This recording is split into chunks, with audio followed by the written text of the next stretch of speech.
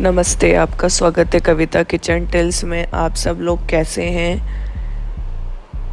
और आज बनाना सीखेंगे अपन गुलाब जामुन कैसे बनते हैं, जो मुझे बहुत ही ज़्यादा पसंद है। चलो आज वो रेसिपी बना के तैयार करते हैं। ये रेसिपी मैंने अपनी मम्मी से बनाना सीखा था और वही रेसिपी मैं आपको भी बता रही हूँ कि कैसे बनते हैं। एक बार इस तरीके से आपने गुलाब जामुन बना लिए तो आप खाते ही रह जाएंगे और इसी तरीके को आप हमेशा बनाएंगे। सबसे पहले आपको मावा लेना है। मावा आप अपने अकॉर्डिंग बाहर से लेना है। मैंने ये मावा एकदम बाहर से फ्रेश वाला लिया है, एकदम ताज़ा मावा लिया है। इसके बाद जब मावे को अच्छे से निकाल कर आपको इसको अच्छे से सॉफ्ट वाला कर लेना है, अलग अलग कर लेना है।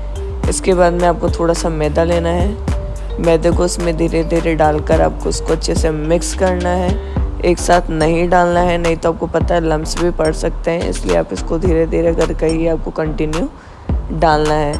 मैदे को एक साथ नहीं डालना है, थोड़ा थोड़ा करके अच्छे से आटे की तरह की डो में तैयार करना है।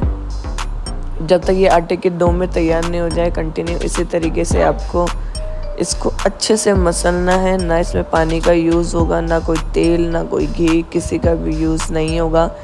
इसी तरीके से आपको बिल्कुल सिंपल सी रेसिपी बता रही हूँ मैं। एक बार आपने इस रेसिपी को बना ली तो आप ऐसी ही रेसिपी को बार बार बनाएंगे। साथ में मैंने पनीर भी ले लिया है। पनीर को भी आपको अच्छे से इसको ग्राइंड करके डालना है, हाथों से नहीं डालना है, नहीं तो पनीर आपको पता है मोटा मोटा भी रह सकता है और बाद में वो जब गुलाब जामुन बनाते हैं अपन तो उसमें बार बार में प्रॉब्लम आती है, मतलब वो अच्छे से बनते नहीं हैं। इसलिए आप इसको ग्राइंड करके ही डालना है। और इसी तरीके से आपको, जिस तरीके से मैं ग्राइंड कर रही हूँ वैसे ही आपको कंटिन्यू पनीर को भी ग्राइंड करना है। आप चाहे पहले से भी बना के रख सकते हैं इसको ग्राइंड करके, और इस तरीके से ग्राइंड कर ले और उसको अच्छे से हाथ से मसलना है, क्योंकि आपको पता है हमेशा मावे में घी रहता है, इसलिए इसमें पानी, ना किसी दूध, ना किसी घी, ना तेल, किसी का भी यूज़ नहीं होगा। और इसको इसी तरीके से आपको कंटिन्यू बनाने ना है और एकदम टेस्टी वाली रेसिपी बनके तैयार हो जाएगी। आपको पता है कि फेस्टिवल आ रहा है, राखी पे आ रहा है फेस्टिवल नेक्स्ट मंथ में, तो इसलिए मैंने ये रेसिपी आप लोगों के साथ भी शेयर करी है। उसको अच्छे से आपको गूंथना है, एक आटे का डो देना है। जितना अच्छे से आप इसको मिक्स करेंगे उतना ही अच्छा ये गुलाब जामुन बनके तैयार होंगे। देख रहे हो कितना अच्छा सॉफ्ट सा डो लग के तैयार हो चुका है। इसी तरीके से आपको इस डो को भी बना के ही तैयार करना है।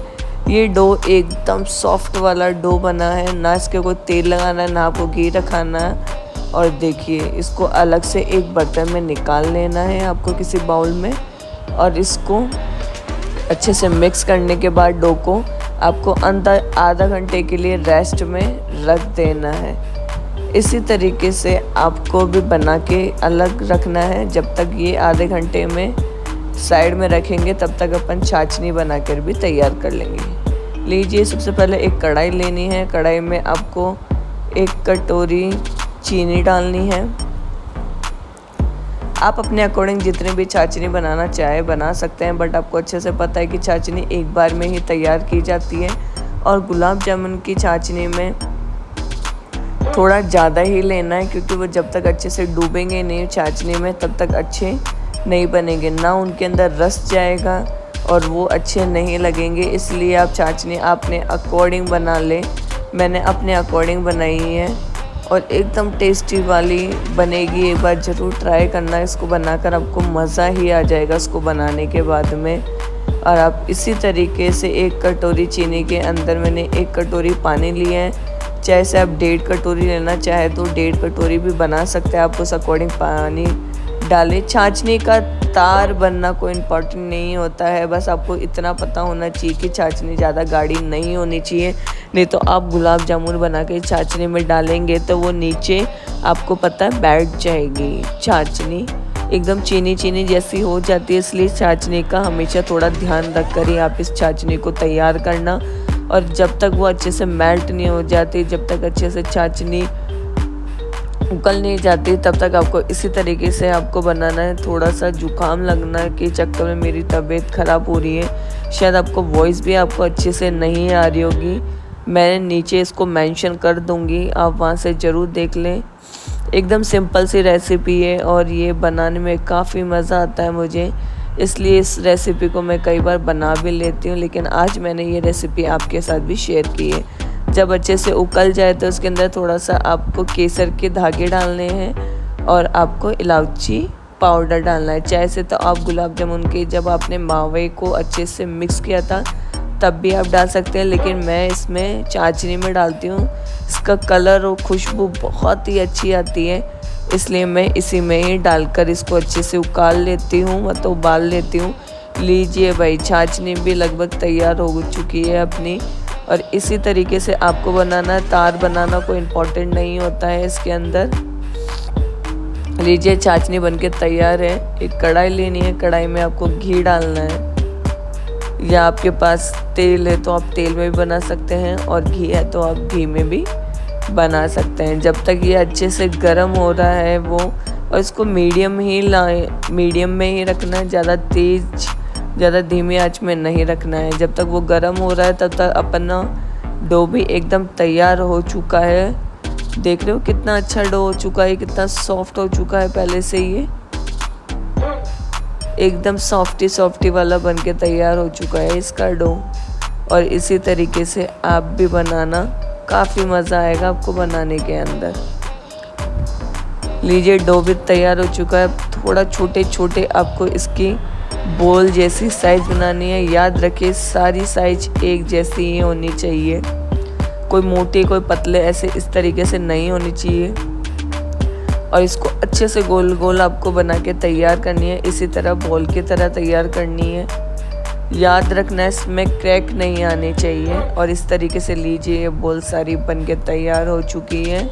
इसी तरीके से आपको भी बनाना है जिस तरीके से मैं बना रही हूँ। आपको लग रहा होगा कि ये गुलाब जामुन बनाना बहुत जल्दी मेहनत या फिर बहुत टाइम लगता है, तो ऐसा कुछ भी नहीं है। ये आधे घंटे में बनके तैयार हो चुके हैं। और देखो, ये अच्छे से फ्लो ज़्यादा तेज़ नहीं रखना है, मीडियम फ्लो में आपको इसको बनाना है और इसको डालना है। इसमें एक साथ नहीं डालना है, याद रखना है आपको।